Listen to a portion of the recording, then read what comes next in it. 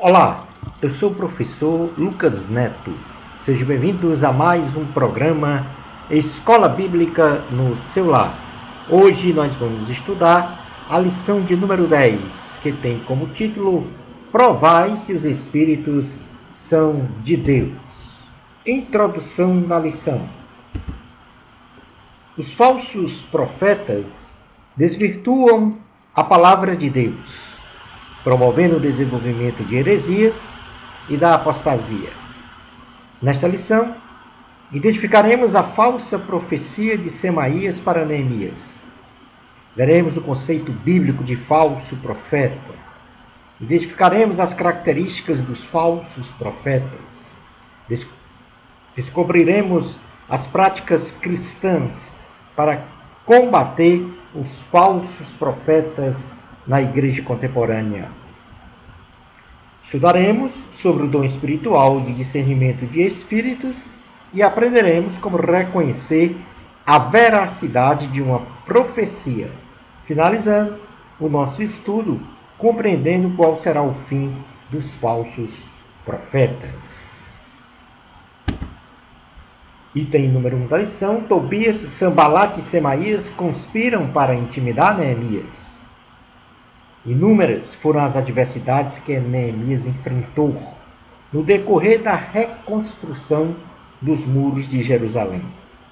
Entretanto, uma conspiração engendrada por Tobias, Sanbalate e Semaías contra Neemias teve uma intervenção reveladora de Deus para o livramento de Neemias, a saber,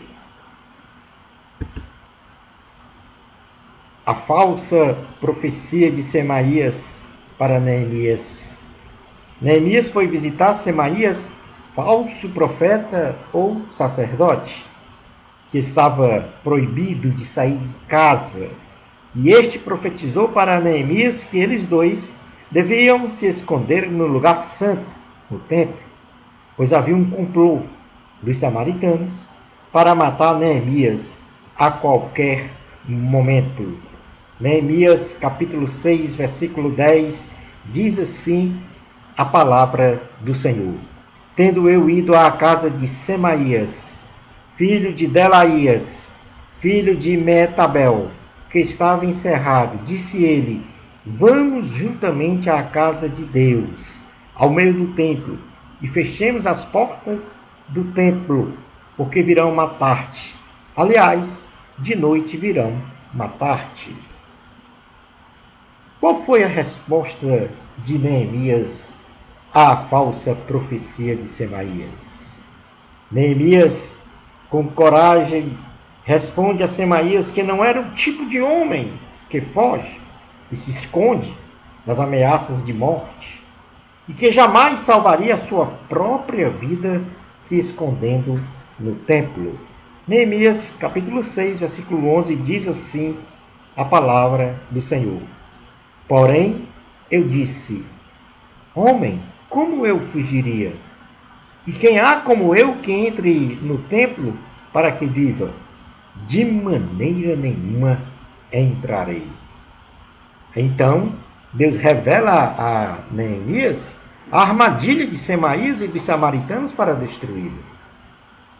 Neemias medita sobre o assunto da profecia de Semaías. E Deus revela em seu coração que Semaías não falara a verdade. E este havia sido subornado monetariamente por Tobias e Sanbalate, para que lhe desse o conselho de fugir para o templo e com isso Neemias pecasse. Pois somente o sacerdote podia entrar no lugar santo. Logo, Neemias teria o seu bom nome denegrido e seria humilhado diante de todo o povo.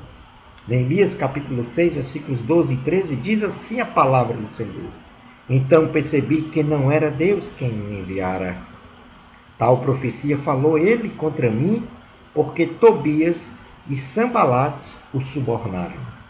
Para isto subornaram, para me atemorizar, para que eu assim viesse a proceder e a pecar. para que tivessem motivo de me intimidar ou de me infamar e me vituperassem. Neemias então ora para Deus julgar os seus opositores. Neemias ora a Deus e pede para o Senhor realizar um justo juízo contra Tobias, Sambalate e a profetisa Noadias e outros profetas pelos males que eles fizeram a Neemias. Neemias capítulo 6, versículo 14 diz: Lembra-te, meu Deus, de Tobias e de Sambalate, no tocante a estas suas obras, e também da profetisa Noadia e dos mais profetas que procuraram atemorizar-me. Item número 2 da lição: definição de falso profeta. No sentido bíblico, o falso profeta é aquele que profere mensagens a uma pessoa, comunidade, povo ou nação que não são originárias de Deus e, como tal, não se cumprem na realidade. No livro de Deuteronômio, capítulo de número 18, versículos 18 a 22, diz assim a palavra do Senhor: suscitar-lhe-eis um profeta no meio de seus irmãos, semelhante a ti, em cuja boca porei as minhas palavras, e ele lhes falará tudo que eu lhe ordenar.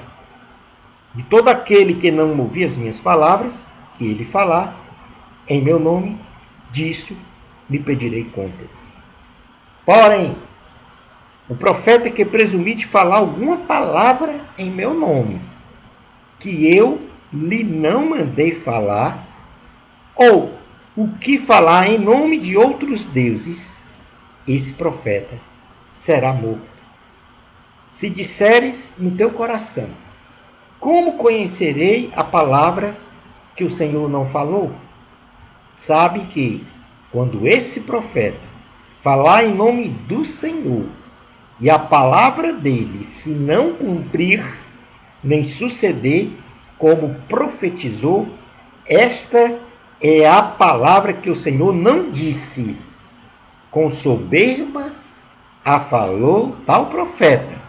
Não tenhas temor dele. Item número 3 da lição: características dos falsos profetas.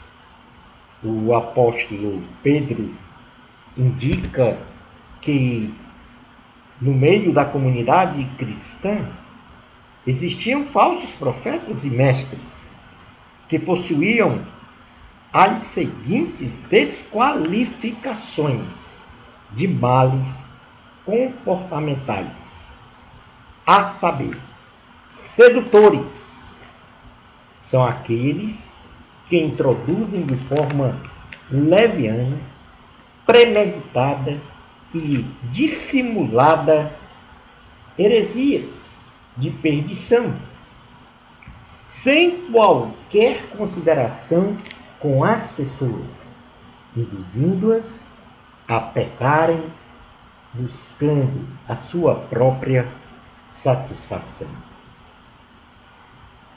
Diz assim a palavra do Senhor na segunda carta de Pedro, capítulo 2, versículos 1, parte A. Assim como no meio do povo surgiram falsos profetas, assim também haverá entre vós falsos mestres, os quais introduzirão dissimuladamente heresias destruidoras. Vou repetir. Assim como no meio do povo surgiram falsos profetas, assim também haverá entre vós falsos mestres, os quais introduzirão dissimuladamente heresias destruidoras.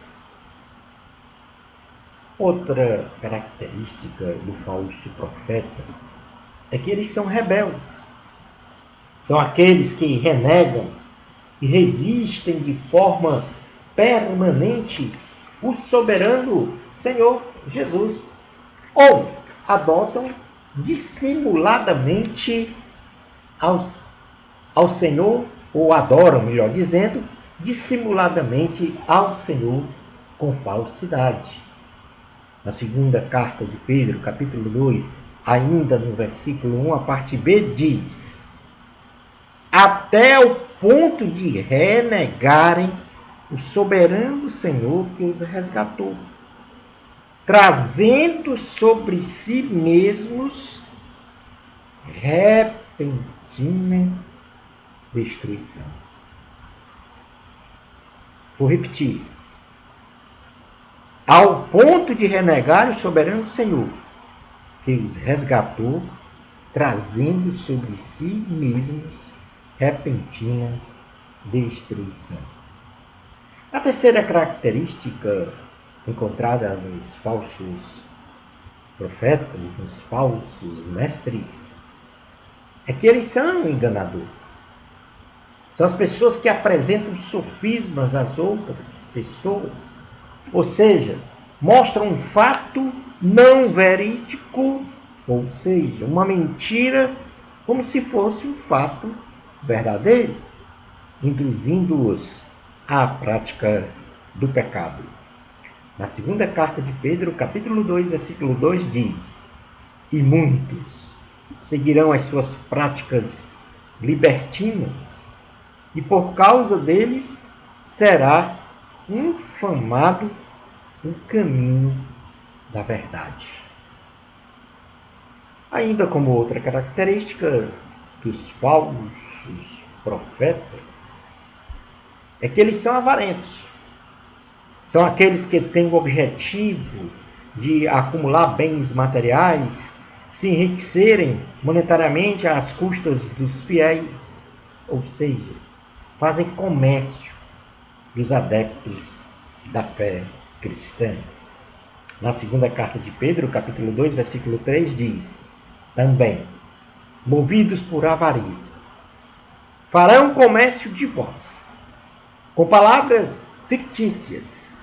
Para eles, o juízo lavrado a longo tempo não tarda, e a sua destruição não dorme.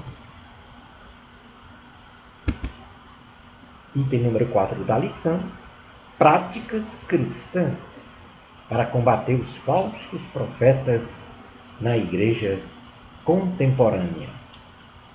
A igreja de nossos dias é intensivamente bombardeada por falsos ensinos que desvirtuam o sacrifício de Cristo na cruz do Calvário, desviando sistematicamente o homem da salvação em Cristo. Este desvirtuamento moral, social, ético e espiritual empurram os homens a promoverem os males e corrupções dos nossos dias. Na segunda carta a Timóteo, capítulo 3, versículos 1 ao 5, diz assim a palavra do Senhor. Segunda carta a Timóteo, capítulo de número 3, versículos 1 ao 5. Sabe, porém, isto: nos últimos dias sobrevirão tempos difíceis, pois os homens serão egoístas, avarentos, jactanciosos, arrogantes, blasfemadores, desobedientes aos pais, ingratos, irreverentes, desafeiçoados, implacáveis, caluniadores, sem domínio de si, cruéis, inimigos do bem, traidores, atrevidos, enfatuados, mais amigos dos prazeres que amigos de Deus, tendo forma de piedade, negando-lhe, entretanto, o poder, foge também destes. Para evitarmos que os falsos ensinos e espíritos enganadores prosperem na igreja contemporânea, precisamos saber, em primeiro lugar, o conhecimento da palavra de Deus combate os falsos profetas. O combate a estes falsos ensinamentos só serão efetivos se estes falsos ensinos, falsos mestres e espíritos enganadores forem confrontados com a palavra de Deus, que é absoluta. Ela é pura, ela é santa. Assim como os bereanos, devemos sempre comparar os ensinos propagados nos mais diversos meios, escritos, falados e midiáticos, com a palavra de Deus. No livro de Atos dos Apóstolos, no capítulo de número 17, versículos 10 ao 11, diz assim a palavra do Senhor: E logo, durante a noite, os irmãos enviaram Paulo e Silas para Bereia. Ali chegados, dirigiram-se às sinagogas dos judeus. Ora, estes de Bereia eram mais nobres que os de Tessalônica, pois receberam a palavra com toda a avidez, examinando as Escrituras todos os dias, para ver se as coisas eram de fato assim. Como segunda prática cristã para combater os falsos profetas na igreja contemporânea, nós temos a prática da palavra de Deus. O homem, somente presidido pelo Espírito Santo, pode manifestar em seu comportamento moral, social, ético e espiritual o fruto do Espírito, que tem 9 virtudes: amor, alegria, paz, longanimidade, benignidade, bondade, fidelidade, mansidão e domínio próprio.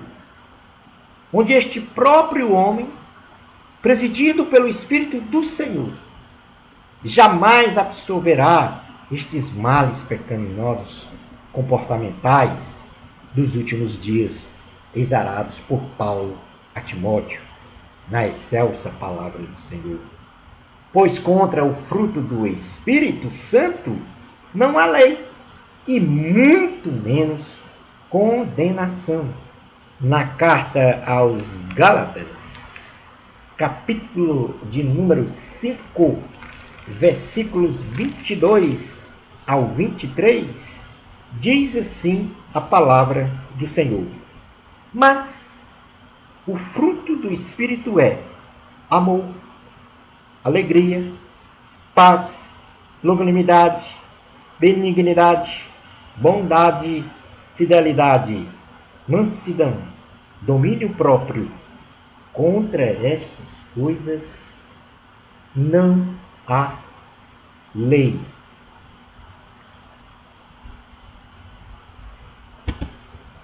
Item número 5 da lição: um dom espiritual que combate os falsos profetas. Deus, em sua imensurável sabedoria, concede aos seus servos um dom precioso que discerne se um profeta fala ou não em nome de Deus. A este dom, o Senhor deu o nome de discernimento de espíritos. Na primeira carta aos Coríntios, no capítulo de número 12, versículos 1 ao 2,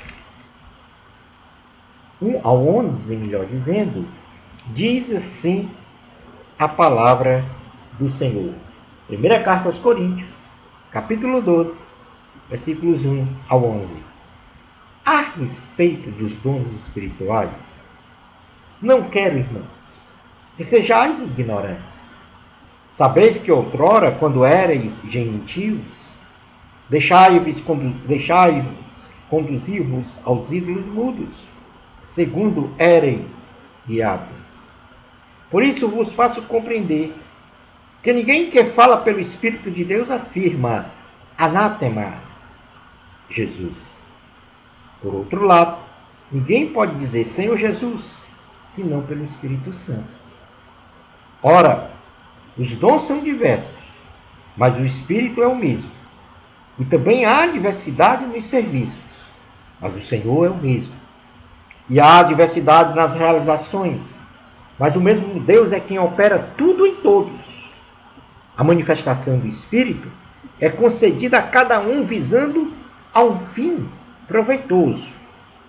Porque a um é dada mediante o Espírito a palavra da sabedoria, e a outro, segundo o mesmo Espírito, a palavra do conhecimento. A outro, no mesmo Espírito, a fé. E a outro, no mesmo Espírito, dons de curar. A outro, operações de milagres. A outro, profecia. A outro, discernimento de espíritos. A um, variedade de línguas. E a outro, capacidade para interpretá-las.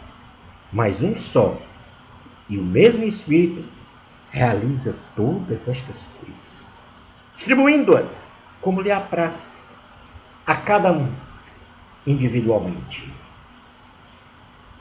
Qual é o conceito do dom de discernimento de espíritos? Podemos conceituar o dom de discernimento de espíritos como a capacidade especial advinda do Espírito Santo aos crentes para identificar espíritos que se manifestam através de ações, pensamentos e palavras, utilizando-se de pessoas no espectro da operação humana, divina ou satânica. Ou seja, uma pessoa que fala, ela pode falar em nome de Deus ou em nome da sua própria pessoa, seu próprio pensamento, ou em nome de Satã.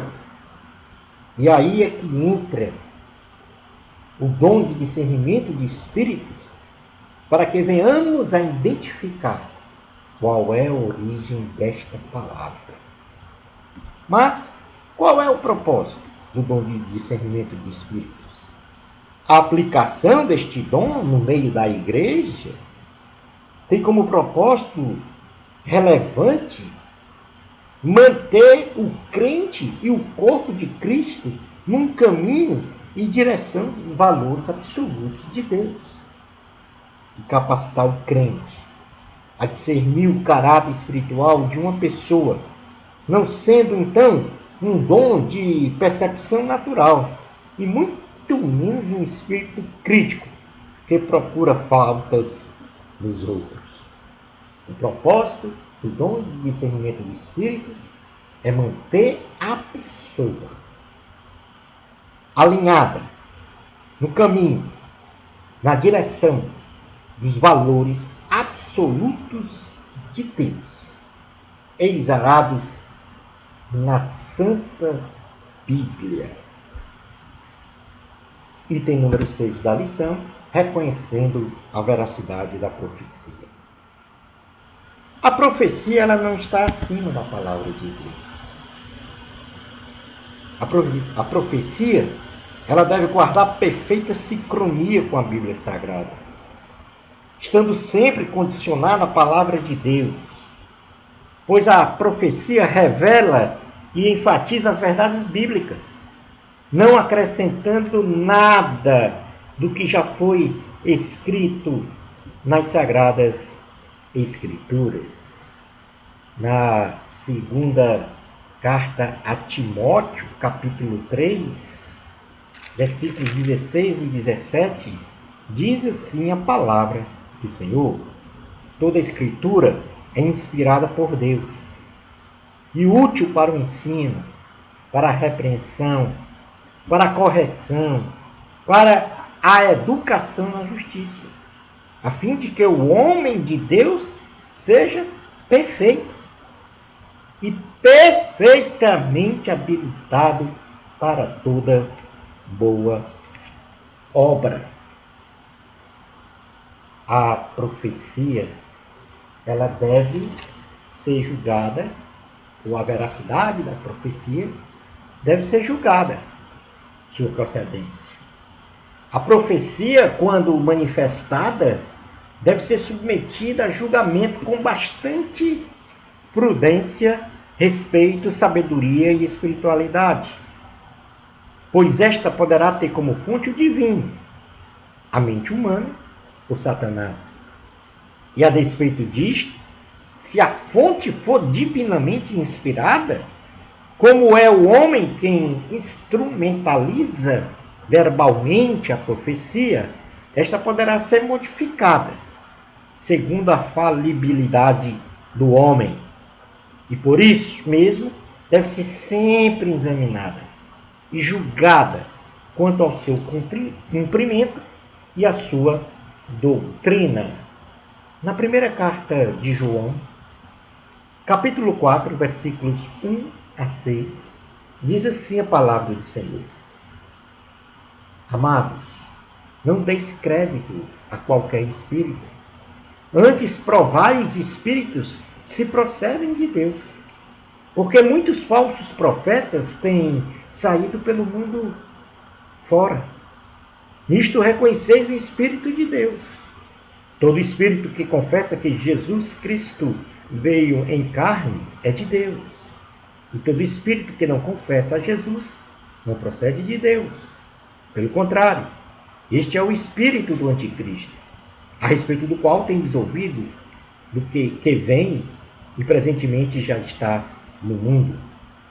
Filhinhos, vós sois de Deus e tendes vencido os falsos profetas, porque maior é aquele que está em vós do que aquele que está no mundo. Eles procedem do mundo, por esta razão falam da parte do mundo, e o mundo os ouve. Nós somos de Deus. Aquele que conhece a Deus nos ouve. Aquele que não é da parte de Deus não nos ouve. Nisto reconhecemos o espírito da verdade e o espírito do erro. A profecia deve ser investigada o caráter moral e espiritual de quem profetiza. A vida moral e espiritual de quem profetiza deve ser investigada, pois é o caráter moral e espiritual do profeta que vai legitimar a plataforma para o recebimento das revelações da voz de Deus. Somente homens de Deus profetizam segundo a vontade do Senhor Jesus, sem interesses próprios ou escusos. O profeta de Deus só fala o que Deus mandou falar. Observemos com paciência, com respeito e com inteligência o profeta no Evangelho do Senhor Jesus Cristo, segundo escreveu Mateus, capítulo 7, versículos 15 ao 23, diz assim a palavra do Senhor: Acautelai-vos dos falsos profetas, que se vos apresentam disfarçados em ovelhas, mas por dentro são lobos roubadores. Pelos seus frutos os conhecereis. Colhem-se porventura uvas dos espinheiros, ou figos dos abrolhos? Assim toda árvore boa produz bons frutos. Porém a árvore má produz frutos maus. Não pode a árvore boa produzir frutos maus, nem a árvore má produzir frutos bons. Toda árvore que não produz bom fruto é cortada e lançada ao fogo. Assim, pois, pelos seus frutos os conhecereis. Nem todo que me diz, Senhor, Senhor, entrará no reino dos céus, mas aquele que faz a vontade de meu Pai que está nos céus. Muitos naquele dia hão de dizer-me, Senhor, Senhor, porventura não temos nós profetizado em teu nome? E em teu nome não expelimos demônios? E em teu nome não fizemos muitos milagres? Então lhes direi explicitamente, nunca vos conheci. Apartai-vos de mim, os que praticais a iniquidade. Item número 7 da lição: o destino dos falsos profetas. Os mortos ímpios sem Cristo, não salvos, inclusos os falsos profetas, após passarem pelo Sheol ou Hades, ressuscitarão em um corpo não glorioso, para imediatamente serem julgados no juízo final. E a sentença dos ímpios será a condenação, em sofrimento eterno, no lago de fogo e enxofre, o Geena. Esta é a segunda morte. No livro de Apocalipse, capítulo de número 20, versículos 14 e 15, diz assim a palavra do Senhor: Então a morte e o inferno foram lançados para dentro do lago de fogo. Esta é a segunda morte, o lago de fogo. E se alguém não foi achado inscrito no livro da vida, esse foi lançado para dentro do lago de fogo. Concluindo a aula de hoje, o dom ministerial de profeta é indispensável para a igreja de nossos dias, especialmente para separar o que é luz e o que é treva, pois falsos profetas se levantam a cada dia para escandalizar e obscurecer o brilhantismo do Evangelho de Cristo. A igreja deve ser edificada na pedra angular, que é Cristo Jesus. E esse fundamento deve ser enaltecido e proclamado, ainda que haja somente uma voz profética no deserto, clamando e proclamando, tal qual o profeta João Batista.